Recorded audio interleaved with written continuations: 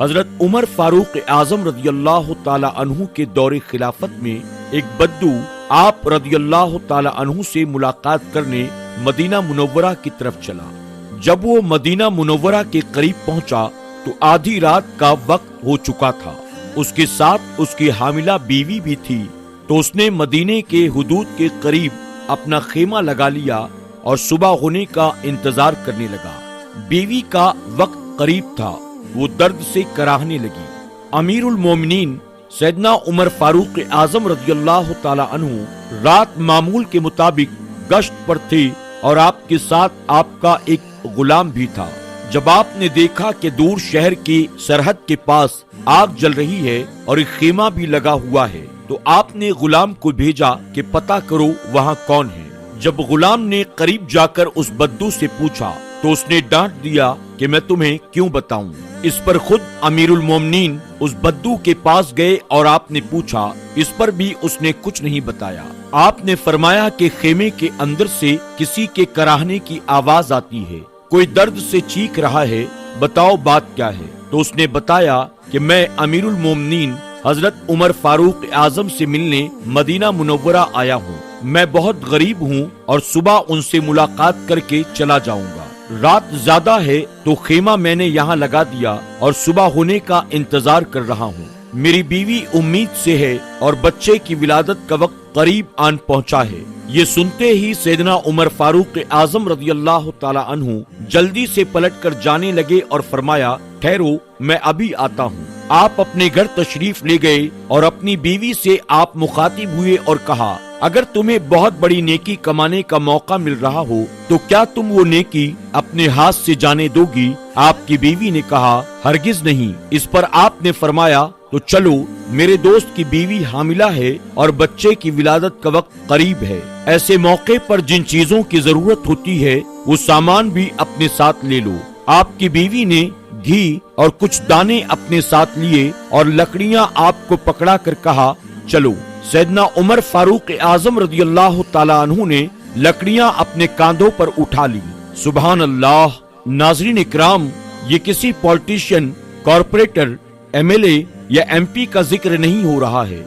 دوستو، ہم ان کی بات کر رہے ہیں جو 22 لاکھ مربع میل کا حکمران تھا، جس کے قوانین آج بھی چلتے ہیں، جسے دنیا عمر فاروق اعظم کے نام سے یاد کرتی ہے۔ جب دونوں حضرات وہاں پہنچے تو فوراً اپنے کاموں میں لگ گئے۔ بدو ان پر ایسے حکم چلاتا جیسے آپ شہر کے کوئی چوکیدار یا اس کے غلام ہوں۔ کبھی پانی مانگتا، آپ دوڑے دوڑے اس کو پانی پلاتے۔ کبھی پریشانی میں پوچھتا، تیری بیوی کو یہ کام آتا بھی ہے یا نہیں، تو آپ اس کو جواب دیتے، اس کی ہمت بندھاتے، جبکہ اس کو کیا پتا کہ امیر المومنین عمر فاروق اعظم یہ خود ہی ہیں۔ جب خیمے کے اندر سے بچے کے رونے کی آواز آئی، آپ کی زوجہ نے آواز لگا کر کہا، یا امیر المومنین، مبارک ہو، آپ کے دوست کو بیٹا ہوا ہے۔ امیر المومنین کی صدا سن کر اس بدو کے تو جیسے پاؤں تلے زمین نکل گئی ہو۔ وہ بے اختیار پوچھنے لگا، کیا آپ عمر فاروق اعظم ہیں؟ کیا آپ ہی ہمارے امیر المومنین ہیں؟ وہی جس کے نام سے قیصر و کسریٰ کانپتے ہیں؟ کیا آپ وہی ہیں جس کے بارے میں حضرت علی نے کہا تھا، آپ کے لیے دعا کرتا ہوں، اور جس کو رسول اللہ صلی اللہ علیہ وسلم نے دعا مانگ کر اسلام کے لیے مانگا؟ کیا آپ وہی ہیں؟ آپ نے کہا، ہاں میں وہی ہوں۔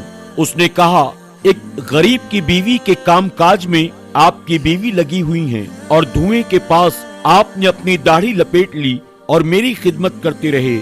یہ سن کر سیدنا عمر فاروق اعظم رو پڑے، بدو کو اپنے گلے سے لگایا اور کہا، تجھے پتا نہیں کہ تو کہاں آیا ہے؟ یہ مدینہ ہے، میرے آقا کا مدینہ۔ یہاں امیروں کے نہیں، غریبوں کے استقبال ہوتے ہیں، غریبوں کو عزت ملتی ہے، مزدور اور یتیم بھی سر اٹھا کر یہاں چلتے ہیں۔ سبحان اللہ، سبحان اللہ۔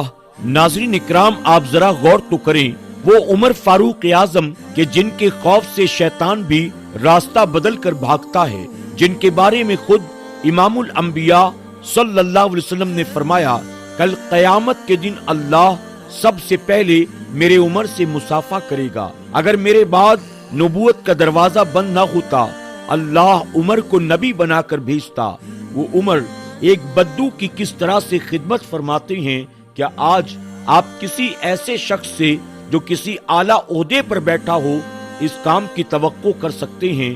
اللہ تبارک تعالی ہم سب کو اپنے ان نیک بندوں کے نقش قدم پر چلتے ہوئے اپنے بندے بندیوں کی ضرورت مندوں کی خدمت کرنے کی توفیق عطا کرے.